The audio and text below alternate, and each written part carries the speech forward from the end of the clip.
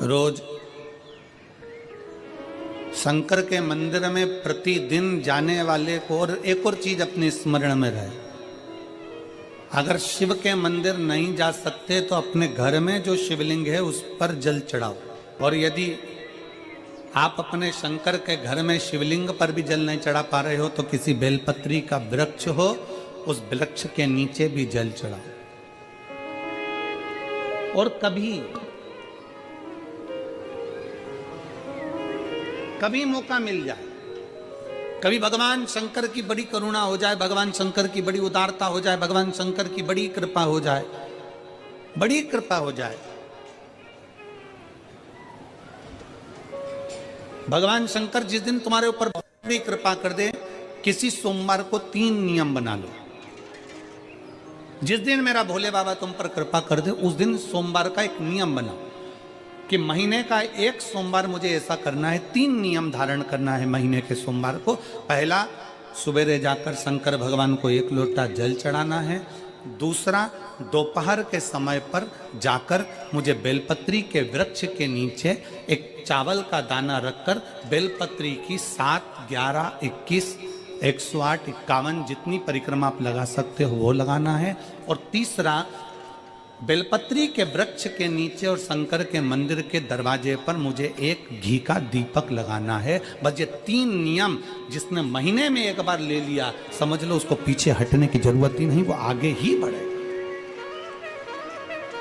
महीने के किसी एक सोमवार का ऐसा नियम बना लो कि मुझे 3 नियम धारण करना है महीने के किसी भी एक सोमवार को। हम ये नहीं कहेंगे कि तुम सोमवार 5 पढ़ रहे हैं तो 5 को करो, 4 पढ़ रहे हैं तो 4 को करो, 3 पढ़ रहे हैं तो 3 को करो।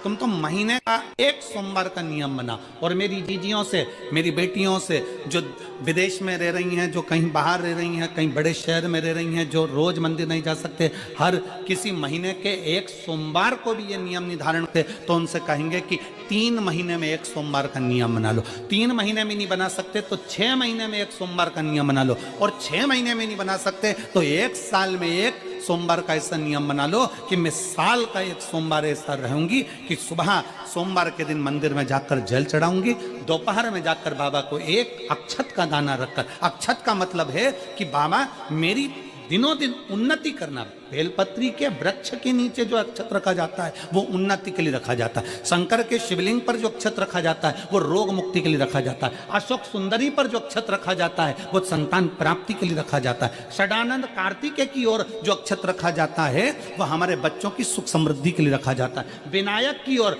गणेश जी की ओर जो अक्षत रखा जाता है वो हमारे घर में कोई मंगल कार्य आ जाए उसके लिए रखा जाता है। और जो पीठिका होती है जिस पे शिवलिंग रखा होता है, पार्वती जी का हस्तकमल, उस पर अक्षत रखा जाता है तो नारी के अखंड सौभाग्य के लिए रखा जाता है। अक्षत रखने का भी तरीका है। एक चावल का दाना कहाँ रखा जाता है, क्यों रखा जाता है, कैसे रखा। अब कई लोग कहते हैं गुरुजी ये शिव महापुराण में आप ये नियम बताते हो, तरीका बताते हो। हम तो उनसे कहेंगे डॉक्टर के पास जाओगे तो डॉक्टर भी गोली लिखकर ये नहीं कह देगा कि ये सारी गोली एक साथ खा जा। डॉक्टर भी कहेगा ये गोली सुबह खाना है, ये गोली शाम को खाना है, ये गोली दोपहर में खाना, ये गोली भूखे रहकर खाना। बोलो सही है कि गलत है? ये रात्रि को खाना खाने के बाद खा लेना, ये खाना खाने के पहले, ये नाश्ते के पहले। और सुनो, ये दवाई, ये वाली पीछे वाली जो दवाई लो ना इसको दूध से लेना, ये वाली जो दवाई लो ना इसको पानी से लेना। और सुनो, ये डब्बी है इसको पानी में मिलाकर फिर पीना। दवाई लेने का भी तरीका है, उसी तरह शिव महापुराण में एक एक अक्षत का भी तरीका है और एक एक बेलपत्री का भी तरीका है। अब मान लो कई लोग कहते हैं गुरुजी आप ये तरीका बताते हो शिव पुराण के माध्यम से, कई लोगों के मन में संशय जागता है, तो अगर हम एक साथ चावल चढ़ा दे तो उसका क्या तरीका है? तो हमारा निवेदन है डॉक्टर जो दवाई ले एक ही बार में निपटा जाए, एक ही बार में खा ले।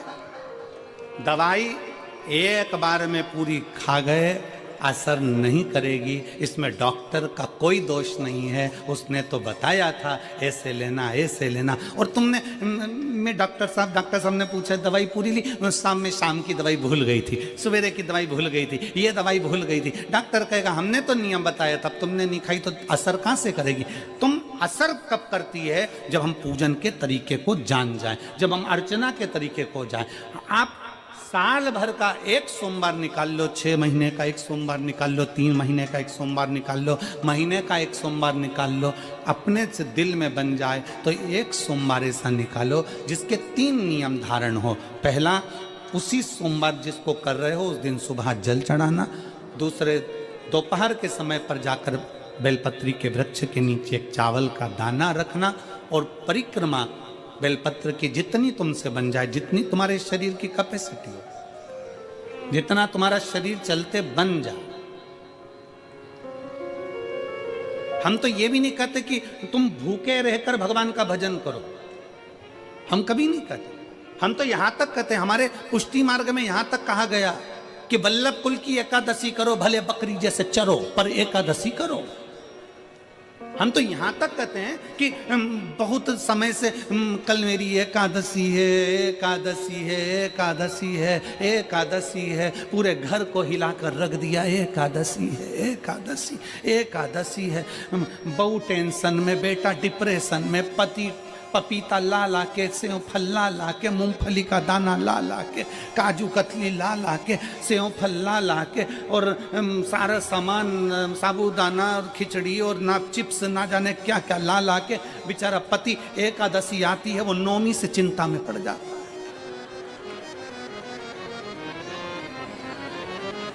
हम तो ये भी नहीं कहते कि तुम व्रत बहुत भारी करो, तुम व्रत उपास भी बहुत बहुत टेंशन वाला करो, ना ना ना।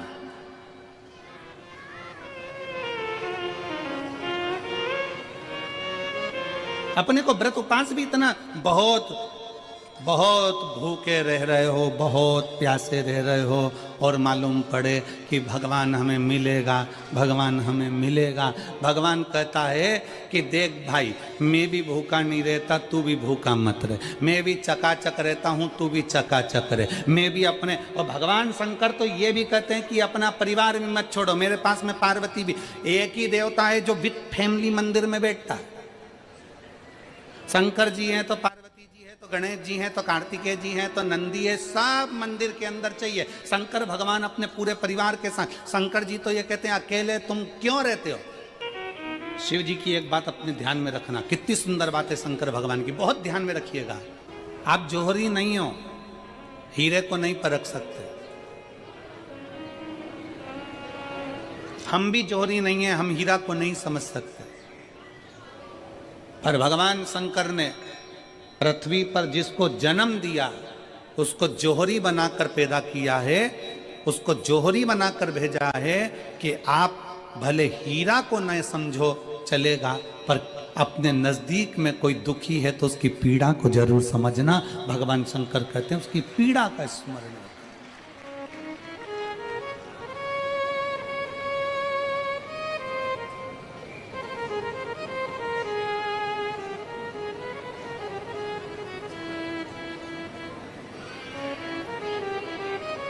हीरा को समझो ना समझो, पर पीड़ा को जरूर समझिए।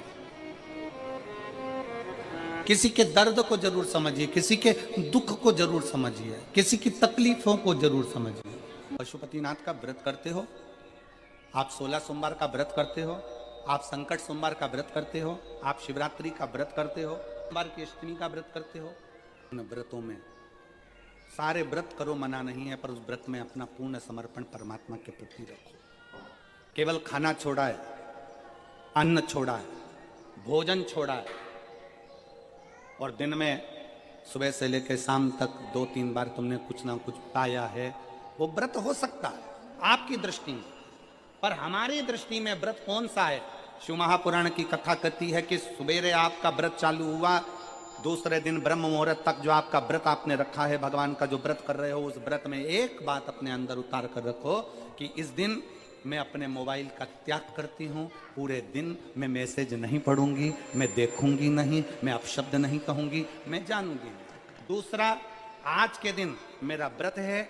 आज 1 महीने में, 15 दिन में, 2 दिन में, 20 दिन में मैंने अगर किसी से भी अपशब्द कहा होगा, आड़ा टेढ़ा कहा होगा, तो सबसे पहले आज व्रत वाले दिन मैं उसको सॉरी कहूंगी, क्षमा मांगूंगी और अपने हृदय से लगाने का प्रयास करूंगी। व्रत है। व्रत का तीसरा अंश आज मेरा व्रत है, मैं आज के दिन किसी को भी अपशब्द नहीं बोलूंगी, किसी के लिए आड़ा तड़ा नहीं बोलूंगा। आज जितना बन सकेगा मैं सात्विक जीवन जीऊंगा। चौथा, आज मेरा व्रत है, आज के दिन मैं झूठ नहीं बोलूंगी, ना झूठ बोलूंगा सुबह से लेकर शाम तक। और पांचवा, आज व्रत वाला दिन है, जितना फलार मैं करूंगी उसका पैसा जोड़ूंगी कि 15 रुपए का मैंने साबुदाना खाया, 10 रुपए का बटाटा खाया, ये खाया वो खाया, सारा हिसाब लगाकर 55, 60, 70 रुपए जितने होते हैं उसमें से एक अंश निकालकर मैं उसका एक भाग किसी गौशाला में जाकर गाय को चारा जरूर दूंगी।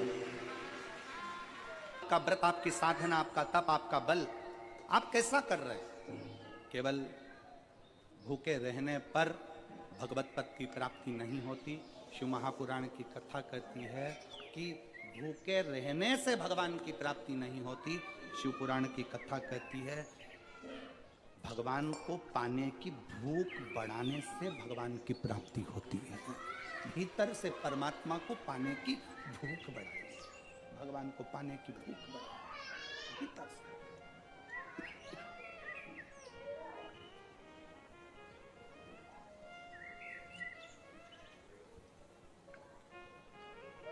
व्रत करो मना नहीं, तप करो मना नहीं, साधना करो मना नहीं, पर उस तप साधना में व्रत में परमात्मा को पाने की ललकता हो आपके भीतर, भगवान को पाने की ललकता हो आपके भीतर, भगवत पद को पाने की ललकता हो आपके भीतर, तो भगवान। हाँ, पुराण की कथा एक बड़ी सुंदर बात कहती है, व्रत आप करते हो, उपास आप करते हो, नियम आप लेते हो, पूरा किसको करना पड़ता है? तुम्हें नहीं। व्रत आप करते हो, उपास आप करते हो, नियम आप लेते हो और पूरा देवाधिदेव करते हैं, भगवान शंकर करते हैं। बस इतना जरूर याद रखें कि जैसे कुछ प्राप्त हो भी गया तो शिव को धन्यवाद देकर शंकर के दरवाजे पर जाते रहना, यह हमारा कर्तव्य है।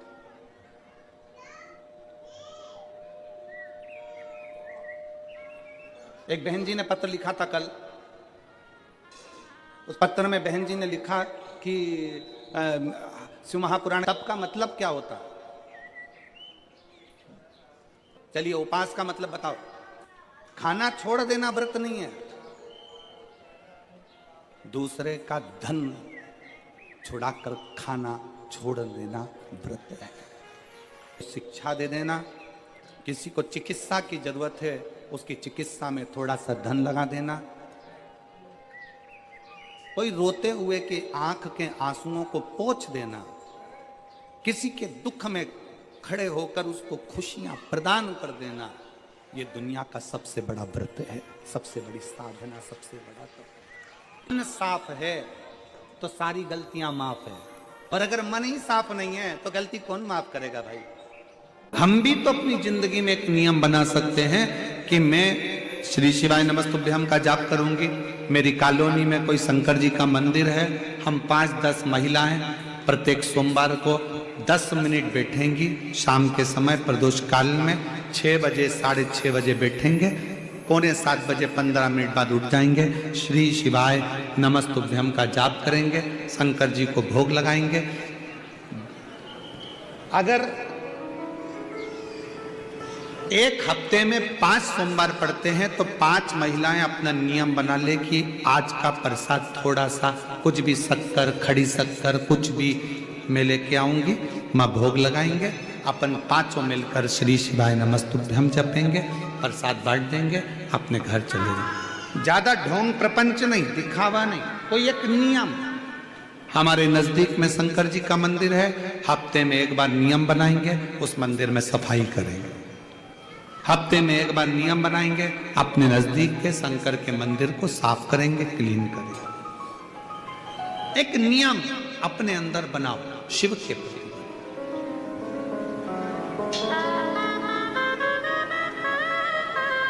अपने भीतर जब हम नियम बना लेते हैं कि श्री शिवाय नमस्तुभ्यम जपना है, शिव को एक लोटा जल चढ़ाना है, शंकर की आराधना करना है, तो शिव हमारे लिए भी कोई ना कोई नियम जरूर बनाते हैं और हमारा कल्याण जरूर करते हैं।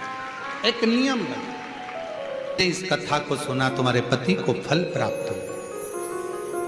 कलिकाल में संसार में जो शिव महापुराण की कथा को सुनता है, श्रवण करता है, करवाता है, बाँचता है, सुनता है, वो जितने जीव इस कथा को श्रवण करने आते हैं, केवल उनका ही नहीं, उनकी 71 पीढ़ी का कल्याण शिव पुराण की कथा कर। लंबी बाती का प्रमाण अलग होता है। लंबी बाती क्यों लगाई जाती है? भगवान के मंदिर में दीप में, देवियों की पूजन में, लक्ष्मी की वृद्धि के लिए। कौन से देवता के यहाँ लंबी बत्ती लगती है और कौन से देवता के यहाँ गोल बत्ती लगती है, उसका भी प्रमाण बनना। किसी देवी की पूजन करो तो लंबी बत्ती आती है, कुल देवता की पूजन करो तो लंबी बत्ती आती है, किसी मंदिर में किसी देवता को लगाने जाओ तो गोल बत्ती लगती है, उसका भी प्रमाण है। लंबी बत्ती जहां लगाई है, अगर लक्ष्मी के सामने लगाई है तो लक्ष्मी की लंबाई बढ़ती है, लक्ष्मी की वृद्धि बढ़ती है। अगर कुल देवता के नाम की लगाई है तो वंश की वृद्धि होती है। इसलिए हमारे यहाँ अमावस्या पूनम को जो पाटे वाटे भराते हैं उसमें गोल बत्ती नहीं लंबी लगाई जाती है, जिससे हमारा वंश बढ़े। नवरात्रि में देवी जी की जो बाती लगाई जाती है वो लंबी लगाई जाती है, गोल नहीं। क्यों? क्योंकि जिससे माँ हम पर कृपा बना कर रखे, हमारा वंश खूब बढ़े, हमारे यहाँ लक्ष्मी की वृद्धि हो। स्थिर बाती, गोल बाती लगाई जाती है ब्रह्मा के मंदिर में, इंद्र के मंदिर में, देवता के मंदिर में। तुलसी के सम्मुख में लंबी बाती नहीं लगती, तुलसी के सम्मुख में गोल बाती लगाई जाती है महाराज, जिससे स्थिरता का भाव केंद्रित हो। स्थिरता भाव।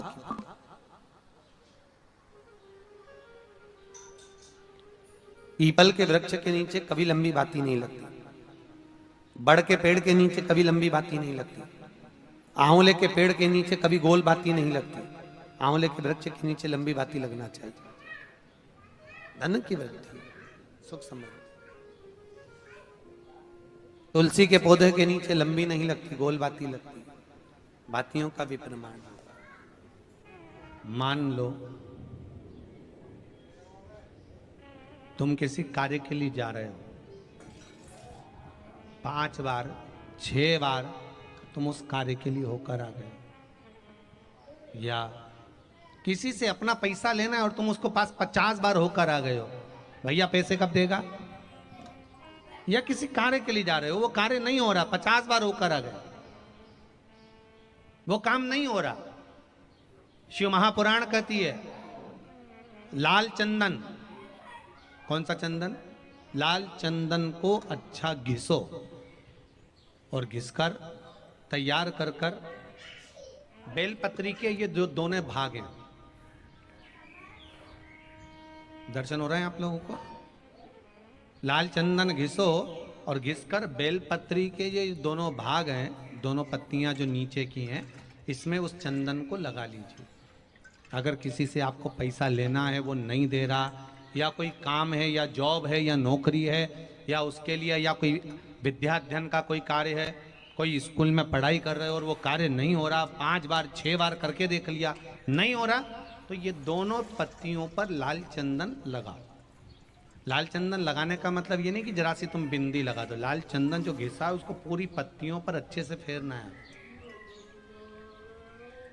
उस लाल चंदन को लगा लीजिए और महाराज बीच की पत्ती में थोड़ा सा घृत, घृत मतलब गाय का घी, गौ माता के दूध से, माखन से निर्मित उस घी को बीच की पत्ती में थोड़ा सा लगा लीजिए। और जो अशोक सुंदरी वाली जगह है, जानते हो ना आप लोग अशोक सुंदरी की जगह, आपको पहले भी कथा में कहा, समझ लीजिए ये शिवलिंग है, ये जलाधारी पर रखा हुआ है, ये गोल जलाधारी है, यहां से पानी नीचे गिरता है, ठीक है, ऐसे होता ना शिवलिंग। तो शंकर भगवान का पूरा परिवार शिवलिंग के आसपास में होता है। शंकर भगवान के 13 बच्चे हैं। कितने बच्चे हैं शिव जी के? 13 बच्चे, पूरे 13 के 13 बच्चे और धर्म पत्नी शिव जी की शिवलिंग के आसपास में है। जैसे ये जो गोल जलाधारी है